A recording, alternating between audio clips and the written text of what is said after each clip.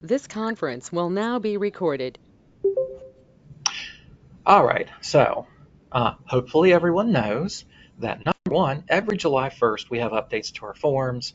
Of course, this year there are some changes that are being made specifically to address some of the NAR antitrust settlements.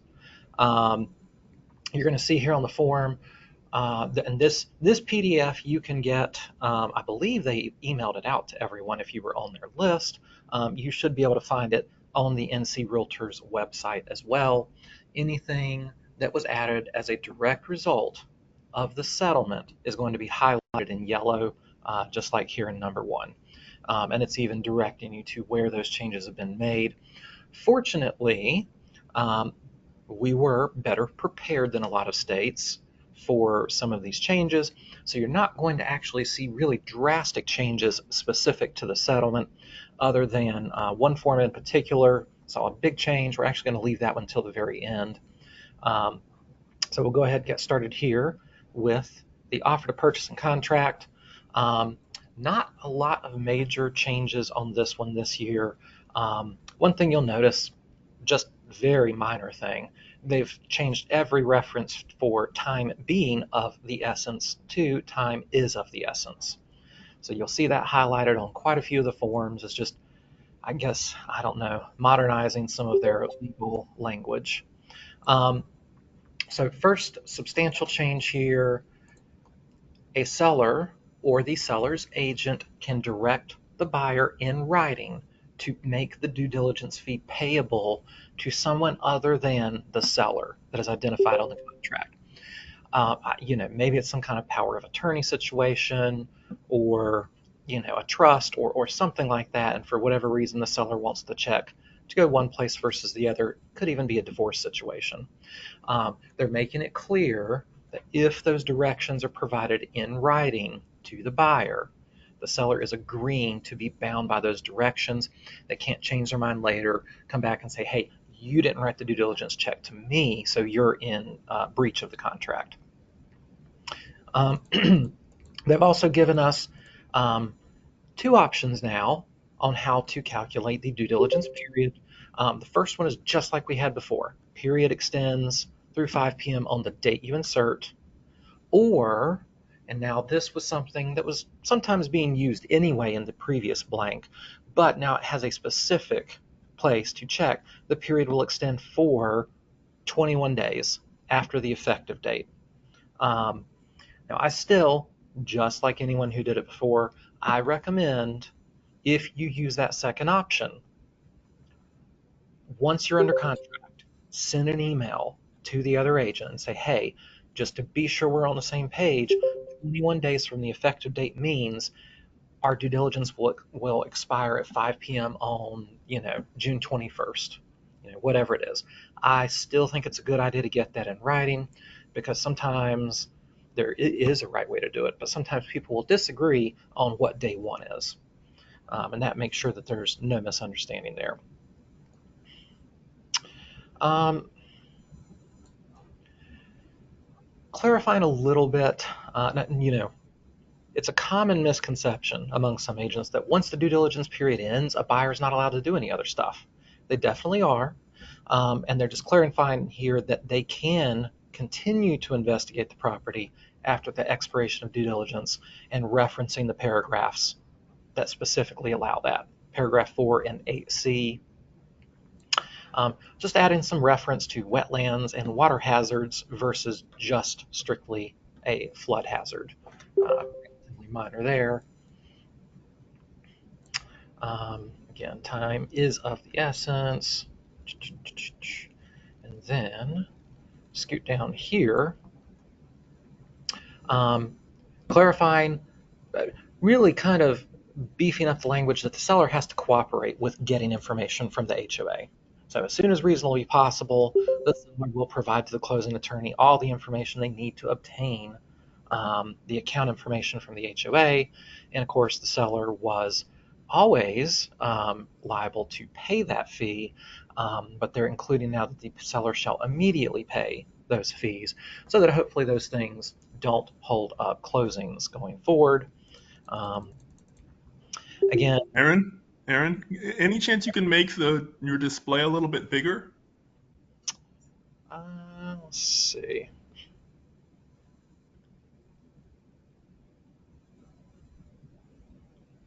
How's that?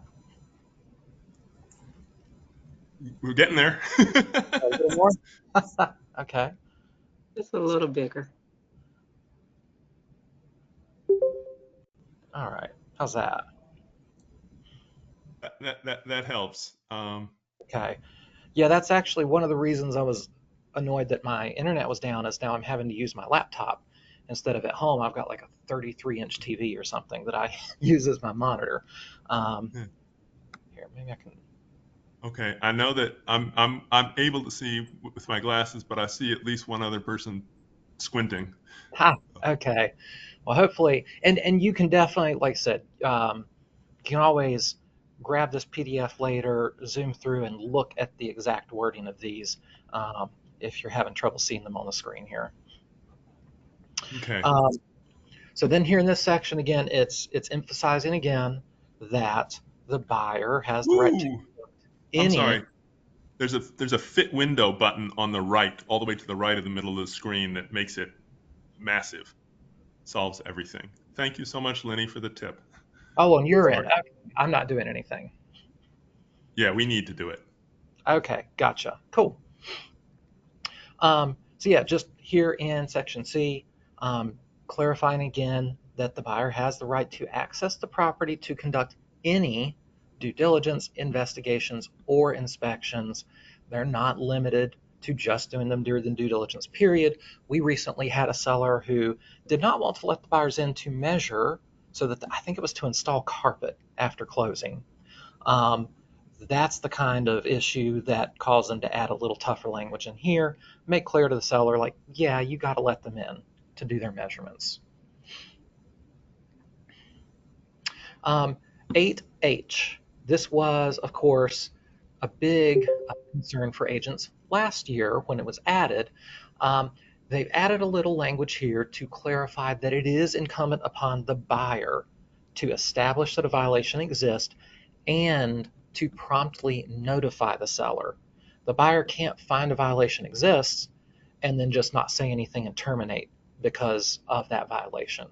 The seller has to be given a chance to cure the violation, and the only way to do that is to require the buyer to promptly notify the seller once they have established that one exists. And I believe that is the last major change to 2T. Yes. So moving along. Um, this one actually, typo here in the title on this PDF, this is the buyer possession before closing. And all they've done here is clarify that once the buyer moves in, they can't claim they have established that there exists a violation and have the same right to terminate. Once they take possession of the property, they're waiving their rights under paragraph 8H that we just talked about. And so that's the only change on that form.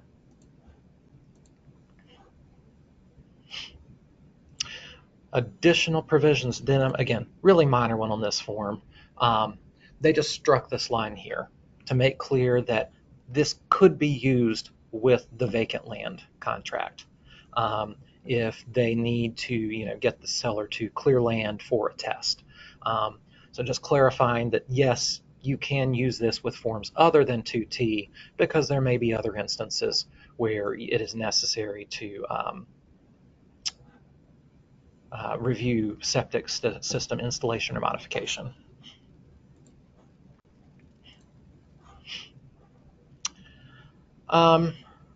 4T, again, really small change, a really convenient one though.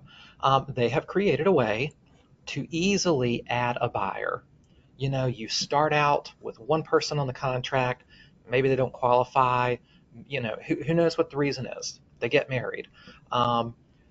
It used to be a big pain. You had to go back and manually add them to all the pages of the contract, have them initial everything. You can now use this one checkbox and easily add them to the contract. Um, I think maybe the natural question some people have is, why did they not create a similar checkbox to remove a buyer? And this is just my guess, I've not talked to them, but I feel like they probably don't want to encourage people to be able to use the standard forms to do wholesaling. And I think there's a possibility that if you could easily remove buyers like that, folks would try to use these forms to conduct wholesaling and assignments.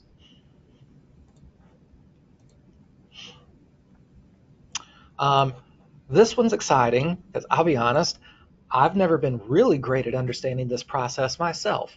This is not a form that anyone's ever going to sign.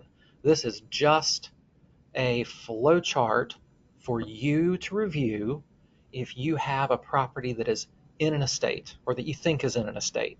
You know, that the owner has passed away and you're not sure where exactly they stand, whether you can list it, whether you need to wait for something to happen.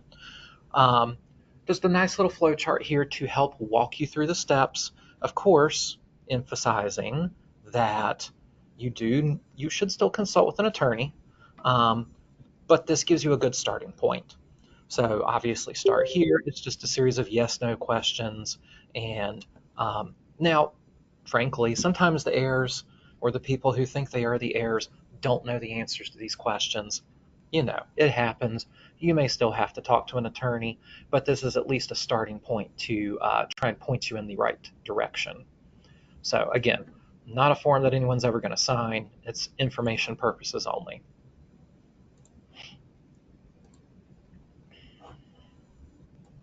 So the vacant land, mostly it's the same as what was added to 2T. The one difference, and we'll get to this here in a minute, there is a new vacant land disclosure form. And so they've added a checkbox similar to 2T that allows you to acknowledge that you have received it or mark that you have not received it.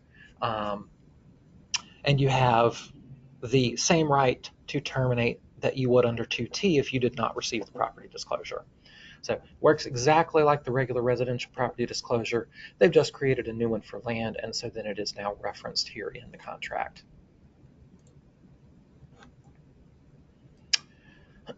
So the listing agreement, this is going to be the first one where you're seeing language added specifically as a result of the NAR settlement. And want to emphasize this part here. The answer no can be part of any negotiation. These changes do not mean you have to accept whatever commission a seller is willing to pay. You can tell them, no, I won't accept that. Maybe someone else will, best of luck to you, but we're not going to work together. So emphasizing that here, there's new language discussing that commission is negotiable, but that doesn't mean you can't hold firm on what you want to charge.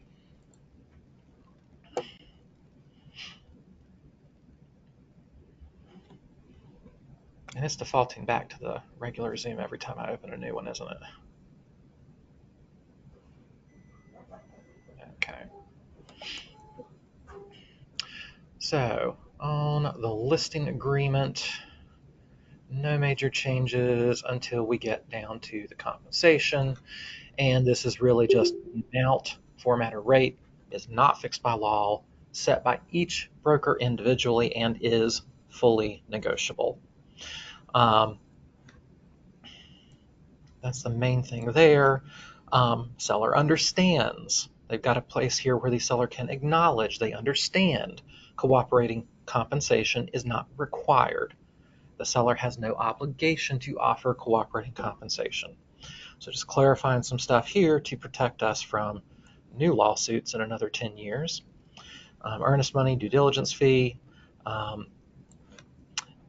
This is where if the seller wants the due diligence fee to be paid to someone besides the name on the contract, they can put that here. That's protecting us, the agent, of course, because if they've put it here in writing and signed this agreement, we've got proof we were directed to have the buyers write it to someone other than the seller. we saw the same changes here related to adding wetlands, flood hazard, and flood insurance disclosures. So, again, it's important to get these from the seller. What's most important is making sure you communicate that information to any potential buyers. Relocation company disclosure. Seller is or is not working with a relocation company in connection with selling the property. Some relo companies have various requirements that may be a little different than a standard seller. So this is a way to make sure you're getting that information up front so that you're not surprised at the time you receive an offer with some additional addendum that their relo company requires. So again, nothing super major on the listing agreement, mainly adding that NAR language and the due diligence fee change.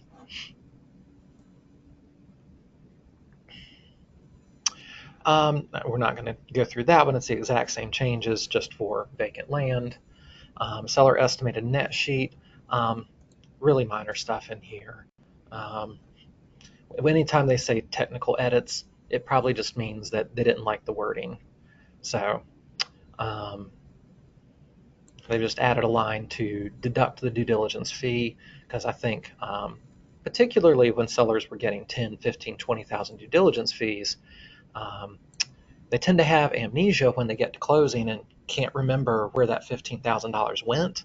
So I think this is to help prepare them that, yes, if you get $25,000 in due diligence, you're not going to get that $25,000 again at closing.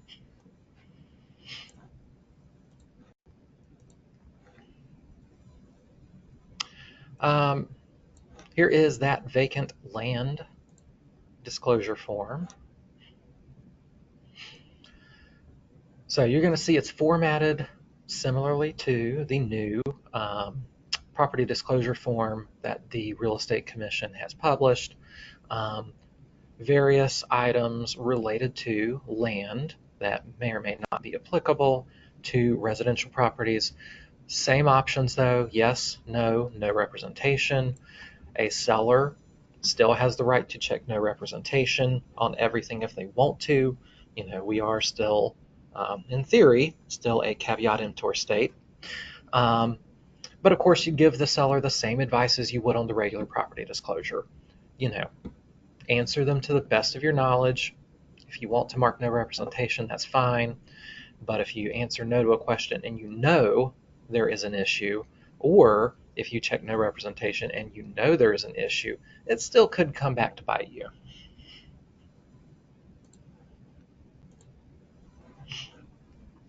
So another new form, closing guidelines for sellers. So this is another one. It's not something they're going to sign. It's more of a checklist. You know what? Here's a big one. Leaving all utilities on and reminding them that the closing could be delayed up to 7 days and utilities must be on through any delay of closing. That one can become a really big issue. That same seller who did not want to let the buyers into measure for the carpet demanded to be reimbursed for the extra 4 or 5 days of utilities because she could not understand that she was required to leave them on. So a seller is agreeing upfront when they sign the contract to leave those utilities on all the way through closing, or a delayed closing, which of course can be up to 7 days.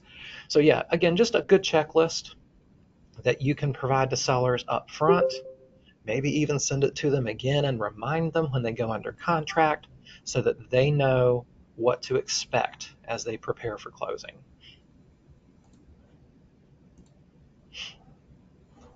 Okay, buyer agency agreement. Going to be similar changes as the listing agreement related to compensation. So buyer is not a party to a buyer representation agreement with any other real estate firm. This is really, this used to be one paragraph, and what they've done is separate it out to better highlight some of these. Buyer is or is not working with a relocation company. There's nothing worse than getting under contract, finding out your buyer is working with a relo company that wants a 30% referral fee.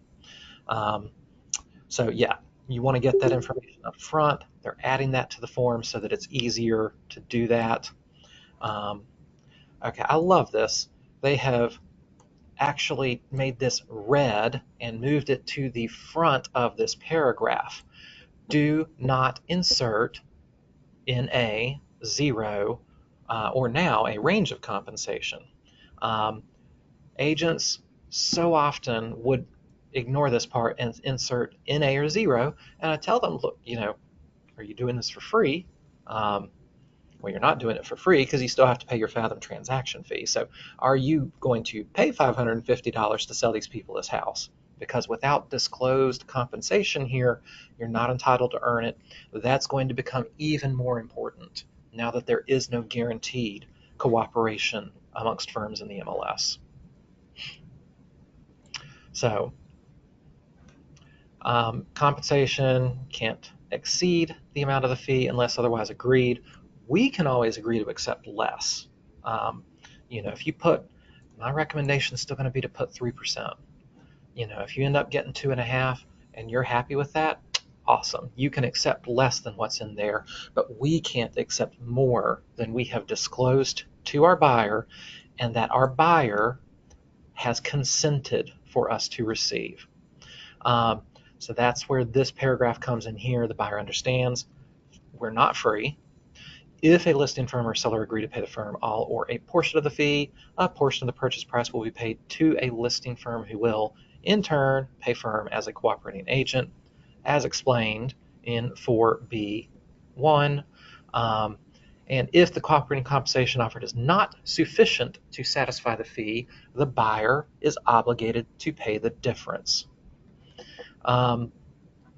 So clarifying a little better that yes, you're initialing right here where you understand how this works, and that yes, you understand you may be obligated to pay us something.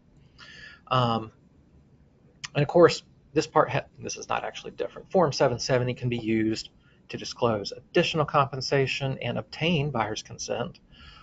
Form 220 can be used to adjust the amount of compensation offered by a listing firm. So always remember, two different things there. Additional compensation can be disclosed and the buyer gives you consent to receive it. 220 is going to be directly between you and the other firm. That's a form that saw some major changes. We're actually going to leave it to the very end. Super minor. Changing references to commission to compensation and may be negotiable is fully negotiable now. And I don't believe, yeah, that's actually it for the buyer agency agreement. Non-exclusive, we'll take a quick peek, but it's not a lot changed here. It's going to be largely the same as what you saw on Form 201. Of course, the difference here, non-exclusive, means that they could go out and buy a house with someone else. So the conditions under which you have earned the compensation are a little bit different. We may see a little more use of that one now going forward. Okay, 220, like I said, we're going to come back at the end to take a peek at that one because then I've got some Fathom specific stuff to tie in there that we want to take a look at. So 350T, on this one, what they're mainly doing on page 2, we had cases where sellers did not want to sign to release the earnest money because they disagreed with the reason that the buyer checked up here on the first page. So they've clarified now that by releasing the earnest money, the seller is not agreeing with the grounds for the termination. They still have the right to dispute or challenge the grounds for termination.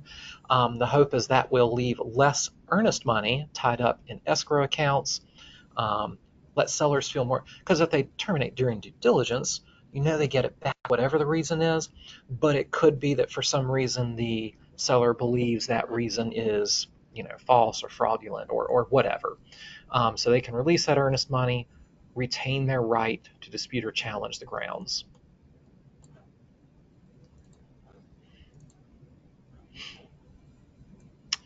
Exact same edit on that one. Termination of agency. They've added a little bit in here to help protect the agent when they are getting reimbursed. Immediately upon execution of this termination, basically, they're saying as soon as you sign this, it becomes due. You don't get to drag it out for months and hope that we'll just forget. So I doubt that's going to come into play an awful lot, but if you really did have some major expenses, it was worth suing a client. A little tougher language there to clarify that it is due immediately upon execution, and getting rid of the part where you say you acknowledge it has been received.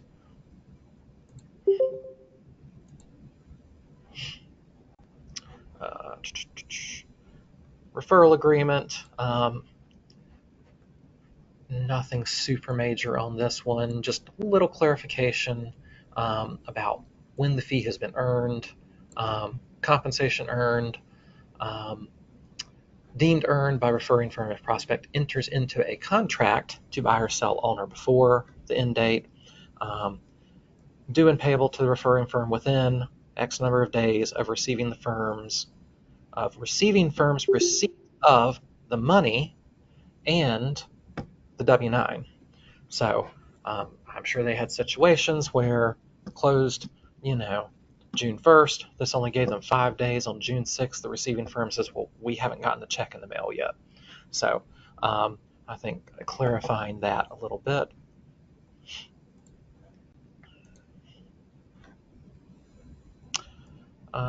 Professional services disclosure, nothing major. They just added an additional service here, adding sewer to the septic line. So super minor, one word change on that one other than the dates. Form 770. So again, they are ensuring it is very clear the client is not just being made aware of the additional compensation, they are consenting to the firm being paid the amount of compensation. That's again making sure no one can ever claim they did not understand that we were getting paid additional compensation, or that they just signed it because they thought they had to and didn't approve of it. Overview of standard contract. I don't think we go through that one at the moment. So the new construction, we'll take a peek, but to be honest, it doesn't get used all that much.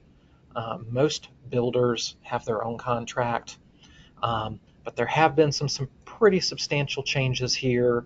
Some of them are going to be similar to what you've seen in other places, other forms. But yeah, they've made some major edits here, different check boxes, indicating that it should be attached as exhibits. So if you've got these things available, if you're using these, they need to be attached as exhibits so that they become the contract. Building deposits have been replaced by construction fees. Similar in that they are still triggered by an event or number of days or whatever. But so they've solidified those a little bit, made them a little more standardized within 3 days of the effective date, within 3 days after the end of the pre-construction evaluation period. Notice that the foundation has government approval. Notice that all rough-in inspections are complete and have received government approval. So some more firm, definite events there. Better defining substantial completion here, and setting a date that they expect substantial completion to occur, of course, subject to permitted delays allowed in the contract. So the settlement date now, if you are using this form, is typically going to be 14 days from substantial completion. So they've defined what it is. Now you have 14 days from that time to conduct the closing, creating a little bit better defined timeline there. Termination by the buyer, reports. We're not going to go, like I said, this form doesn't get used that much, so we're not going to go line by line through all of these. If you do find yourself using this one, sit down and read through these changes. Talk to your broker in charge if you have anything that you're unsure about, and we can make sure that you are prepared to use it. But like I said, the vast majority of builders have their own custom contracts.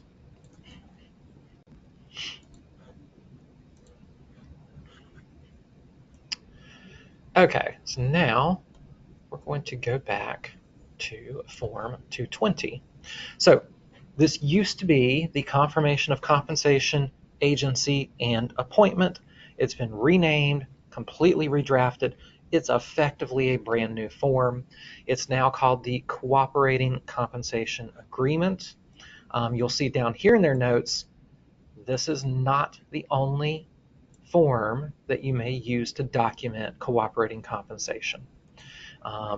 There may be other forms. Some firms may come up with custom forms. So this is not the one and only form that you will ever use for this, but especially early on, I suspect it will be the most common one. So new name, Cooperating Compensation Agreement. They've got here in bold, all caps, do not upload this form to the MLS. We've looked for every possible workaround. There's no place you can put anything in the MLS that tells other agents what compensation you are willing to offer. As far as we can tell, it's without setting up some dedicated third-party website. It pretty much has to be done broker to broker each time you communicate with them. Now, what you can do, you could have one of these filled out. If you're the listing agent, have one of these filled out, offering the same amount that you agreed to on the listing agreement and that the seller approved and consented to. When an agent schedules a showing or leaves feedback or whatever trigger event you want to use, you could grab their email, forward them this Form 220. That way they do know what's being offered. You have made that offer directly to them, not through the MLS. I heard an instructor say that even showing time would not be acceptable. I can't vouch for the validity of that opinion.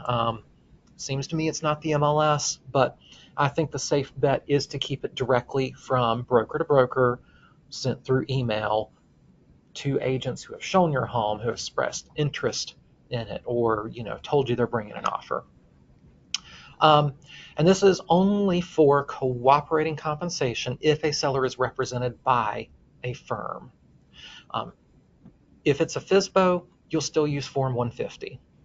I believe Form 150 was unedited. That's going to look very familiar. That's going to be used for creating a compensation agreement with an unrepresented seller. Okay, so almost the entire first page here has been struck out and replaced with this. So you got the seller, buyer, property, the fee, and now here, this question came up when we were discussing this one. You can check only one. The seller or the listing firm agrees to pay a cooperating compensation as follows. And the question was, well, how can it be directly with the seller if there's a listing firm involved? So the scenario I suggested was the seller, when they signed the listing agreement, said, you know what, I watched the news, I'm not paying anything to a buyer's agent. Well, now they've been on the market for 3 weeks and they don't have any offers. You bring along a buyer and they want to make an offer, but you say, hey, my buyer's not going to pay a commission. If you're not willing to pay any cooperating commission, they're probably going to go somewhere else.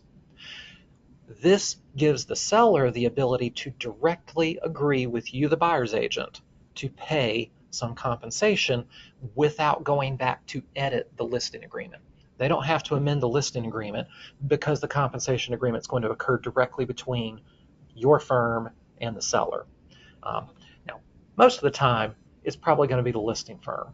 And if the listing firm is charging whatever they charge and splitting it 50-50 with you as the buyer's agent, you'll check the listing firm box and it's coming from them.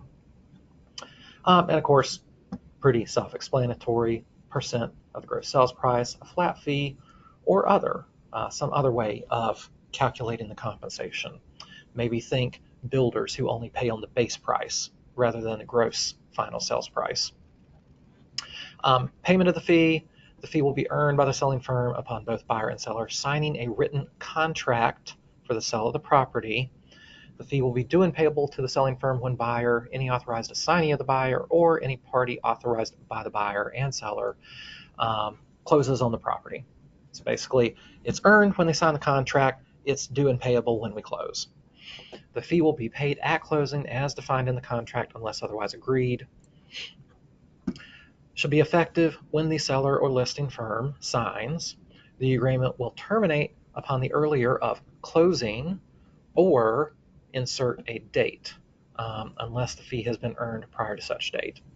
So basically, they could say, hey, I'm willing to offer you this, but if you don't bring that offer within the next 3 days, this offer of compensation is no longer good. That's essentially what's happening there. This agreement represents an entire agreement. All prior understandings and agreements are merged into this document. So, for example, the listing agreement said the seller's only paying 3%, and they've agreed to pay the buyer's agent 1.5%. That 1.5% doesn't do anything to alter the original listed agreement. Everything is still valid. All parties are going to sign, no longer optional acknowledgement. All parties, listing firm, selling firm, buyer, and seller are going to sign, but they do clarify the buyer is signing to acknowledge receipt and to consent to the fee arrangement only.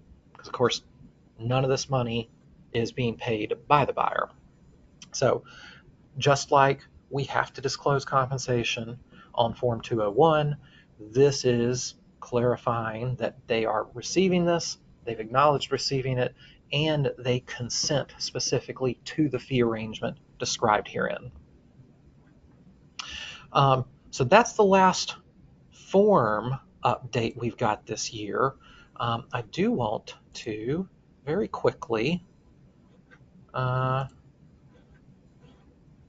over here. You have most likely seen that there is a new document that is recommended currently in IntelliAgent.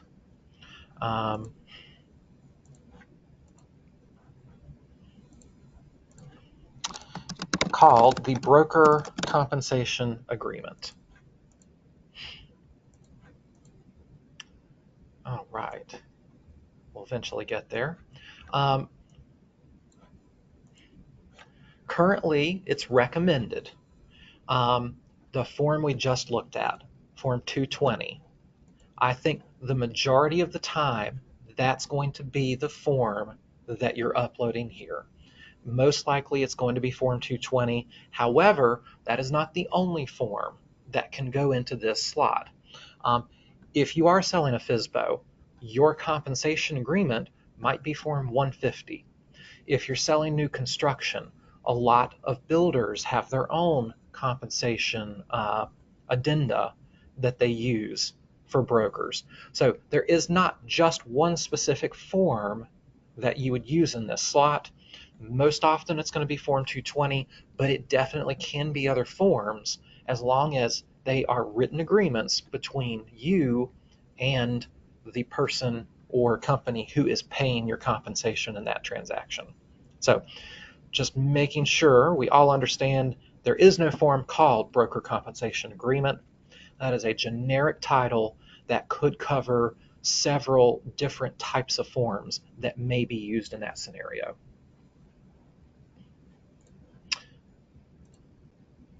So, I know that was a lot. Any questions about those forms?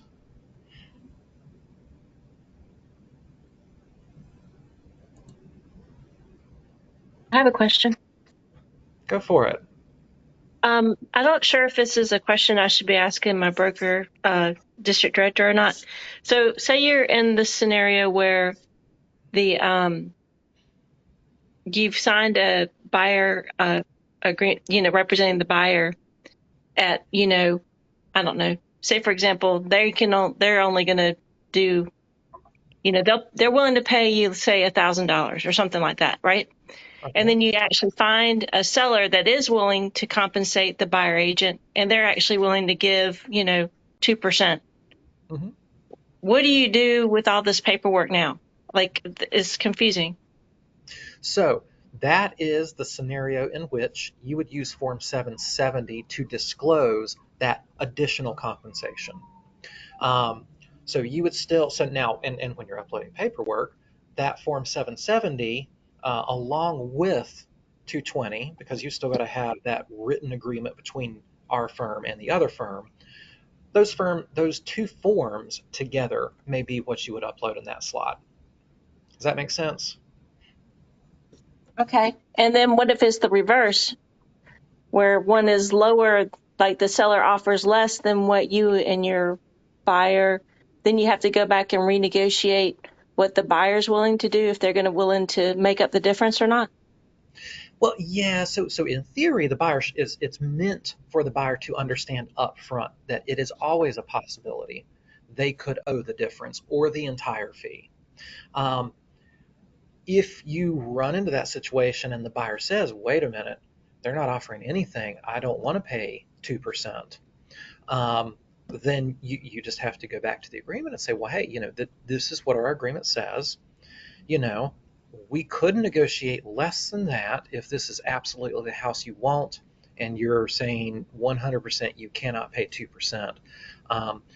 But also, we always have the right to accept less than we disclose to them. So if it says 2.5% and a seller's offering 2%, and you decide, you know what, I'm okay with that. I'm not going to make my buyer pay that difference. You can also just accept less than that without having to go back and redo that form.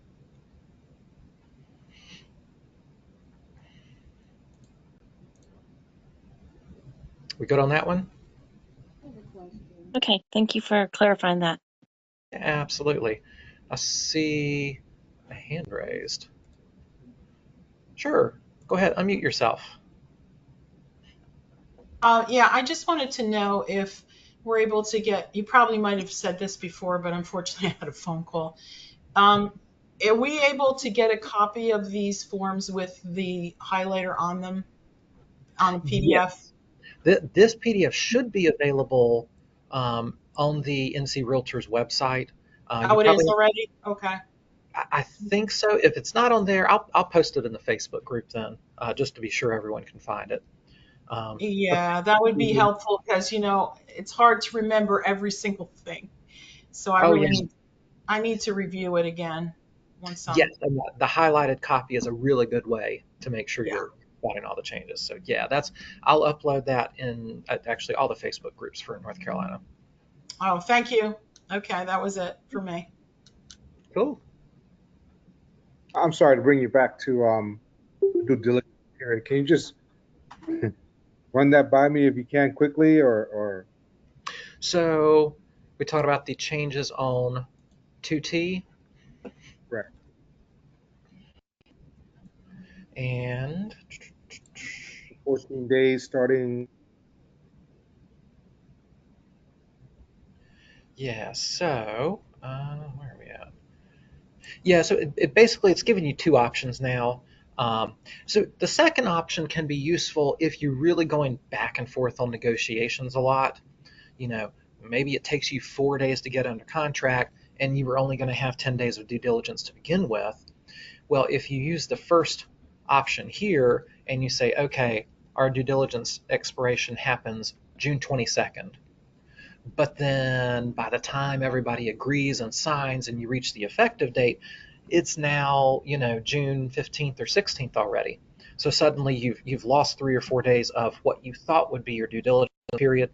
So this second blank can be used to say, instead, from the effective date, we have 10 days, regardless of when that date occurs. Does that make sense? Yeah, so that's similar to the closing date being like 14 days from closing date. So we're just adding the same thing for due diligence date.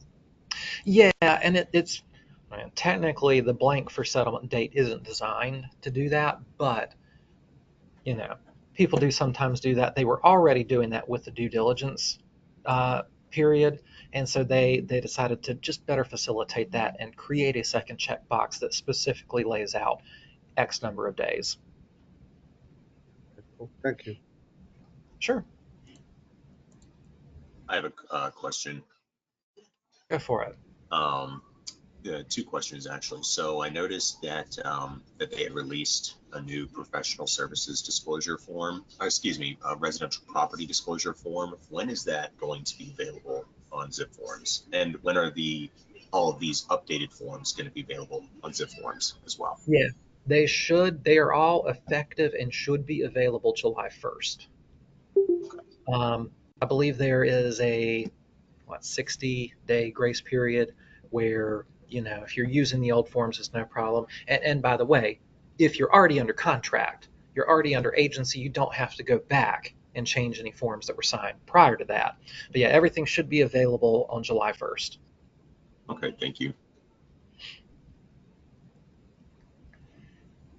I have a question. Can you hear me, Aaron? You're very faint. Can you hear me? I don't Yeah, know. that's better. Okay, I don't know. I was trying to raise my hand, but it's not working.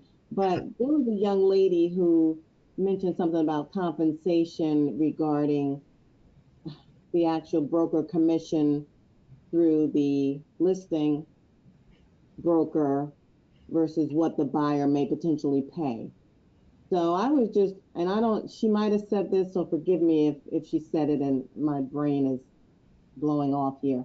But I was in another session with David Knox yesterday, and it seemed like it came up. So on the buyer's exclusive buyer agency agreement, say you put 2.5%, right, Hmm. for the fee, and then the say new home construction, they offer 3%.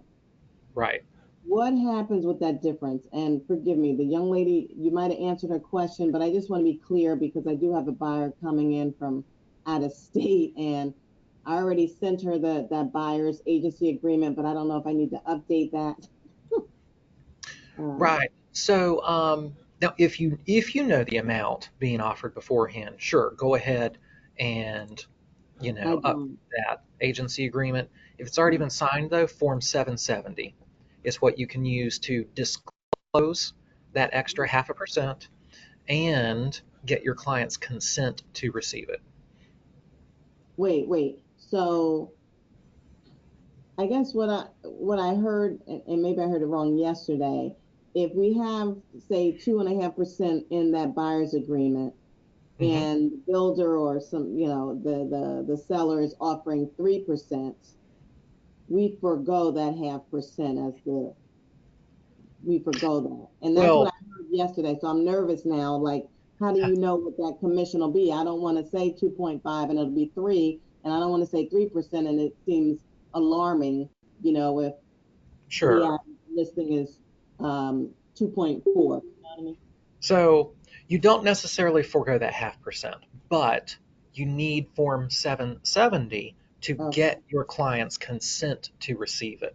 So that's the catch. You can still make 3%, but the client has to be aware of it and they have to approve of you receiving that extra 0.5%. Okay, so it's just the buyer. Okay, because I heard that and I was alarmed because you don't know what that commission is going to be. I just chose 2.5 because it was, in the middle somewhere. Right, right. Okay. But yes, if you are ever in that situation before or after the August 17 changes, yep, Form 770 is how you get that disclosure and consent for your client. And right, and that's just for my buyer client. The Right, selling doesn't need to get involved. Okay. correct. Oh, yay. Thank you, Aaron. Sure thing.